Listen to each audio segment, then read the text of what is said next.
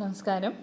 സ്ത്രീകളിലെ ഗർഭാശയകളം അല്ലെങ്കിൽ സെർവിക്സിൻ്റെ ക്യാൻസറിന് ഇടയാക്കുന്ന human papilloma virus എന്ന വൈറസിനെ പ്രതിരോധിക്കാനുള്ള വാക്സിനെ കുറിച്ചാണ് ഞാൻ ഇന്ന് നിങ്ങളോട് പറയാൻ പോകുന്നത്.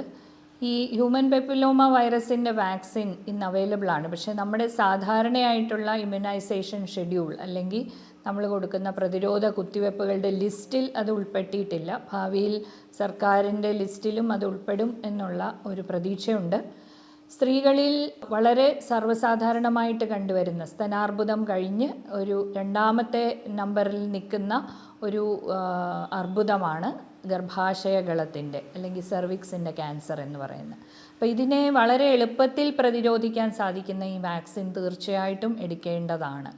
9 മുതൽ 14 വയസ്സുള്ള പെൺകുട്ടികളിലാണ് അത് നമ്മൾ എടുക്കാൻ നിർദ്ദേശിക്കുന്നത്. അത് 3 ഡോസായിട്ട്, ഒരു ഡോസ് എടുത്തതിന് ശേഷം ഒരു 1-2 മാസത്തിനകം അടുത്ത ഡോസും 6 മാസത്തിനകം രണ്ടാമത്തെ ഡോസും, അതായത് മൊത്തത്തിൽ 3 വാക്സിൻസ് എടുക്കുക എന്നുള്ളതാണ് ഇതിൻ്റെ ഷെഡ്യൂൾ.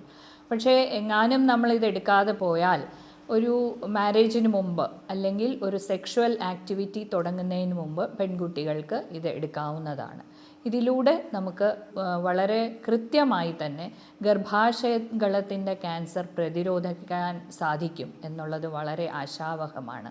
അപ്പോൾ ഇനിയും എടുത്തിട്ടില്ലാത്ത പെൺകുട്ടികൾ ഇത് ശ്രദ്ധിക്കുക, മാതാപിതാക്കളും ശ്രദ്ധിക്കുക. വിവാഹത്തിന് മുമ്പ് അല്ലെങ്കിൽ ഒരു ലൈംഗിക ആക്ടിവിറ്റി തുടങ്ങുന്നതിന് മുൻപായിട്ട് ഈ വാക്സിൻ തീർച്ചയായിട്ടും എടുക്കേണ്ടതാണ്. നന്ദി.